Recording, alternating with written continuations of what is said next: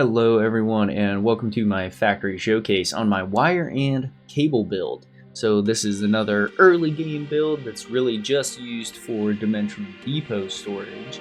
So let's take a look.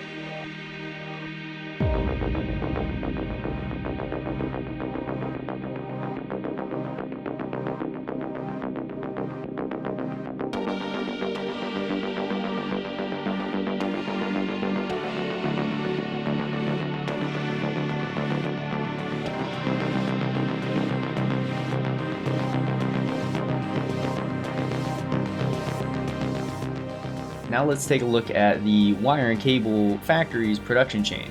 So once again, I'm using the Satisfactory Modular app. It's free to download on Steam. It's pretty easy to use, but if you're a little overwhelmed, I made a how-to video. I'll put that in the card up here.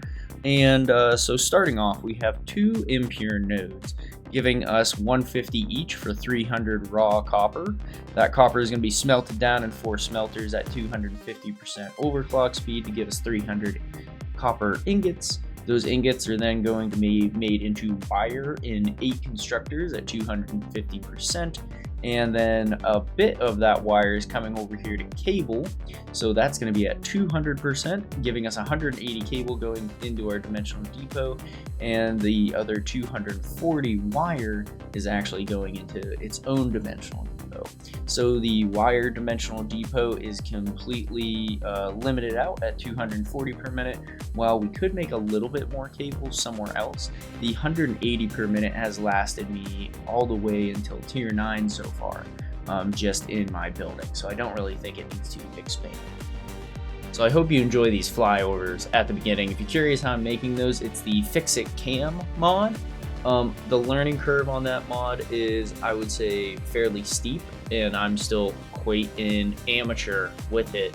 But there's a couple of great videos, a couple of great guides on how to use it. They are pretty long form, but they're very good to watch. So if we go into Wireworks here, actually let's take a look at the map first. So we are down here in this bottom left corner of the map. I'll throw up an image of the interactive map on the Satisfactory calculator, and let's just go inside and take a look. So here we have our 4 smelters. Of course, like I said, they are going to be 250%. Now both of these copper nodes are impure, and then I have 2 Mark III miners on these. Oh, did not mean to mine.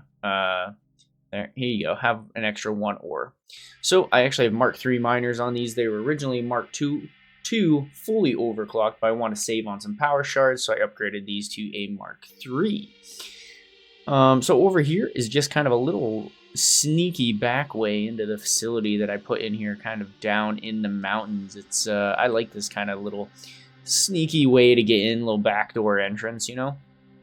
The power breaker box, so this is again the priority power switch, wire and cable dimensional depot, so I can turn this on and off as needed, and all of the power associated with that. So then outside I made this like terrace balcony area. I think it kind of came together pretty nice. It definitely breaks up the build and adds a good amount of depth to it. And also, you know, it's overlooking this canyon style. So we have our elevator.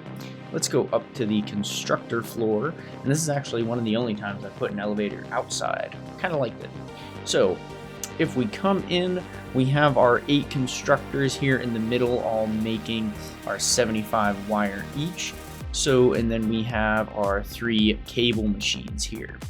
So I could have set this up with probably 2 cable machines and taken a little bit less cable in the dimensional depot. The reason why I didn't do that is because I really can't. These 2 are already being combined into a 150 line. So because of where I was at the time in the game, I only had Mark III belts with a max transfer of 270, so I actually couldn't combine this line and this line for a belt of 300. I could do that now and redo the logistics, but like, why would you mess with something that's 100% efficient?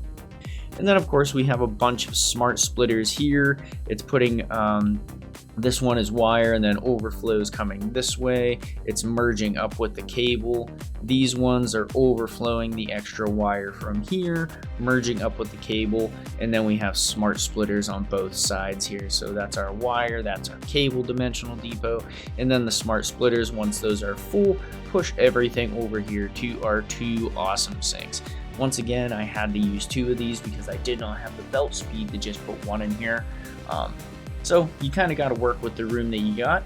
And this is the wire and cable dimensional depot build. It's lasted me, like I said, all the way until tier 9. I hope you enjoyed this factory showcase. If you did, please let me know. And I will see you on the next one.